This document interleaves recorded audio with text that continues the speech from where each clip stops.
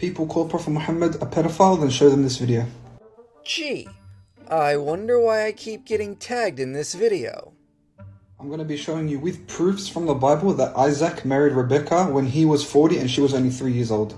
Oh good, biblical ages, something I've studied extensively in the past. And even if you could prove Rebekah was 3, it wouldn't justify the marriage.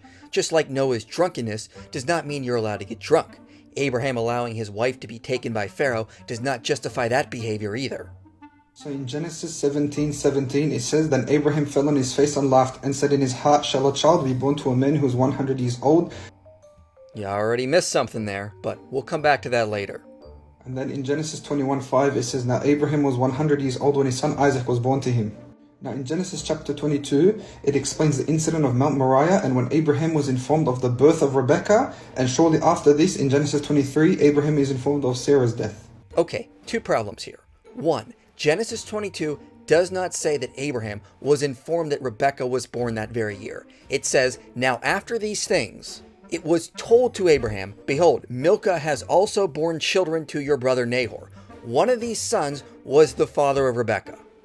So sometime after the event on Mount Moriah, could have been a month, could have been 10 years, someone came from the east and informed Abraham of the extent of Nahor's family. We're not told how long after that took place.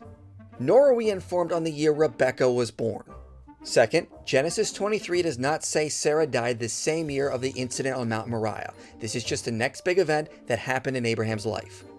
Furthermore, the way Rebekah is described in Genesis 24 does not indicate she's likely a 3-year-old girl. It says when Abraham's servant arrived that Rebekah came out with her water jar on her shoulder.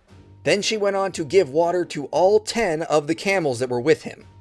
This sounds like someone with the physical stamina of a much older age. Furthermore, there's no reason to take the ages of the patriarchs literal. If we go back to Genesis 17:17, it says Abraham laughed because he didn't think it was possible for someone to have a child at the age of 100. If the ages are literal, we can do the math and see that when Abraham was born, his own father would have been 130. Abraham's own response in Genesis 17 indicates the ages of the patriarchs are likely symbolic, and this fits with the cultural context as I discuss here. The Israelites were likely giving symbolic numbers to the ages of patriarchs to give them more honor.